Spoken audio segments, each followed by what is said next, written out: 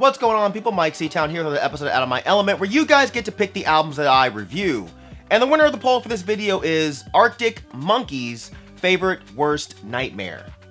Before we get into the review, I want to let you guys know that this video is being sponsored by The Coldest Water. They're a company that makes these great water bottles that keep your water cold for up to 36 hours.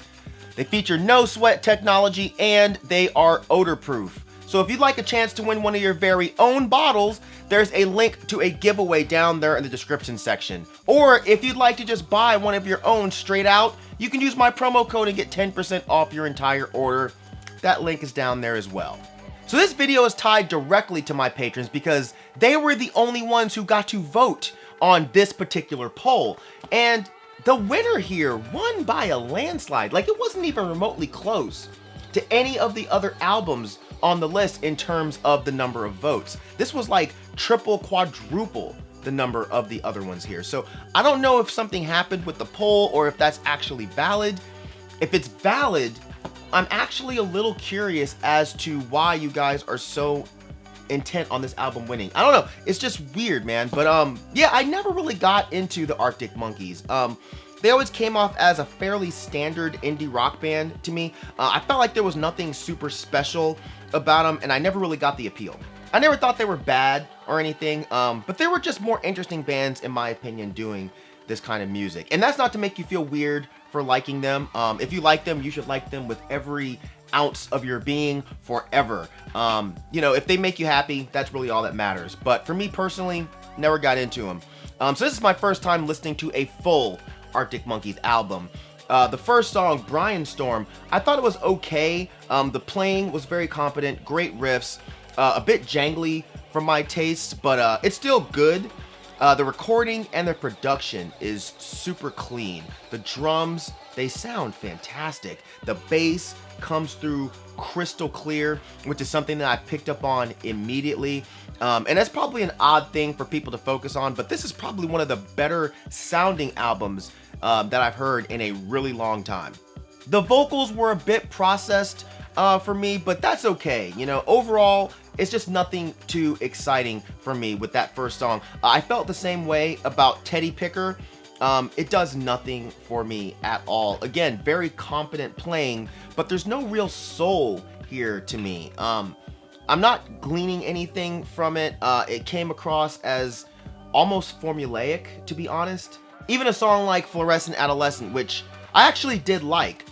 It just sounded like a song that I'd heard a million other bands play over the years. You know, I really did like the song though, and I like the idea of the song. You know, this woman who's coming to the realization that she's getting older and life isn't quite as adventurous or exciting as it used to be. I thought these lyrics were great. You're falling about, you took a left off last laugh lane, you were just sounding it out, but you're not coming back again. The song appealed to me musically because I liked the calmer guitar work here. I felt like it was a lot easier to follow than some of the previous songs. And again, that bass, it just sounds lovely. Super clean. And I just love how well it's mixed. You know, the contrast of the clean bass with the jangly guitars, I think it really works. And while I like the lyrics, I wasn't much of a fan of how he delivered them in certain places on this song. The way he crams a lot of words into a bar just kind of throws me off a bit. But the way he sings the lines in other parts of the song, I think it works well enough to outweigh the parts of this song that I didn't like. I read people comparing this to The Smiths quite a bit, and I didn't really hear it at all on this album until the song Do Me a Favor, which I liked quite a bit. I think the guitar work here was very, very Johnny Marr, and the way the narrative moves was very Morrissey, in my opinion, and I like the way he's describing the dissolution of a relationship. Well, the morning was complete when there was tears on the steering wheel dripping on the seat. Several hours or several weeks, I'd have the cheek to say they're equally as bleak. Man, if you've ever gone through a shitty breakup, I feel like you can definitely relate to these lyrics, right? You know, they're so vivid. Like, you can just picture the person with their head on the steering wheel just crying and crying over the ending of this romance. This House is a Circus is a good song too. At least most of it. I wasn't really a fan of how it ended, but the beginning gave me a block party feel, and I really enjoyed it, man. The stutter start of the guitars, it brought me into the song quite well. And I think the way it progressed into being heavier and a bit more agitated was well done. The transition from riff to riff on this song I thought was really clever. But overall, I didn't really find this album that interesting. I know it's held in a high regard to a lot of people, but we all know music taste isn't universal, or at least most of us know that.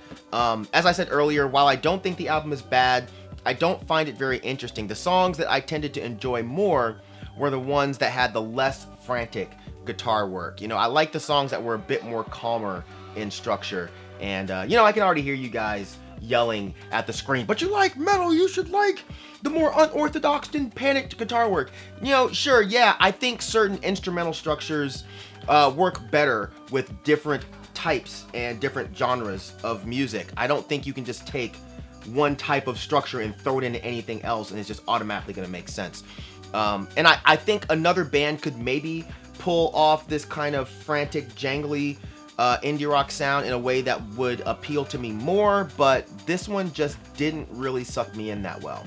I do think it's a nice angle, taking a style of music that's usually a bit more thin sounding and making it a bit heavier. But again, coming from the punk and hardcore scene, I saw bands who kind of pushed this envelope already. You know, when people from the hardcore scene started breaking off and doing other bands and other styles of music, incorporating heavier guitars into those styles, I feel like this was sort of commonplace. Listening to Arctic Monkeys, I can almost hear how this sound could have progressed from bands like the Swing Kids onto Antioch Arrow, and then over time moving on to a sound like this, where it's the frantic, panicked, frenzied, but slightly heavy guitar work. This band sounds like a culmination of a lot of bands that I grew up listening to, but they just don't put them all together in a way that necessarily makes me fall in love with it. But again, I do still find their angle to be very cool. And it could very well be a time period thing. You know, this album came out 13 years ago, and maybe it's a situation where this album defined a time for a lot of people. And, you know, if I was in a completely different place at that time, then it wouldn't have hit for me the way it hit for you guys. And that's the case for quite a few albums that I've covered in this series. But the difference is with this one, at least I don't think it's a shitty album. You know, it just makes no real impression on me. You know, in 2007, I wasn't paying attention to mainstream indie rock, so I wouldn't have cared to investigate an album like this.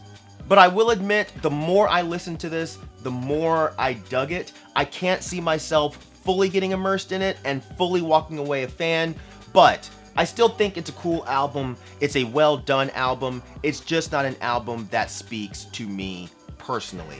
But thank you guys for making me listen to it, because at least I didn't walk away being like, God, this is fucking garbage.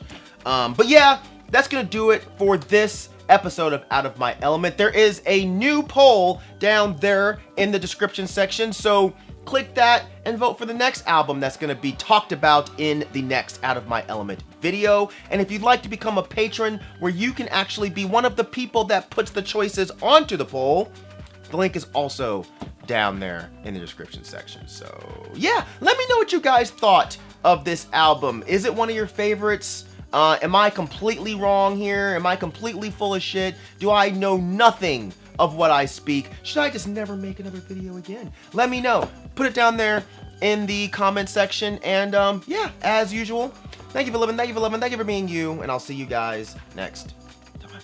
All right? Peace out.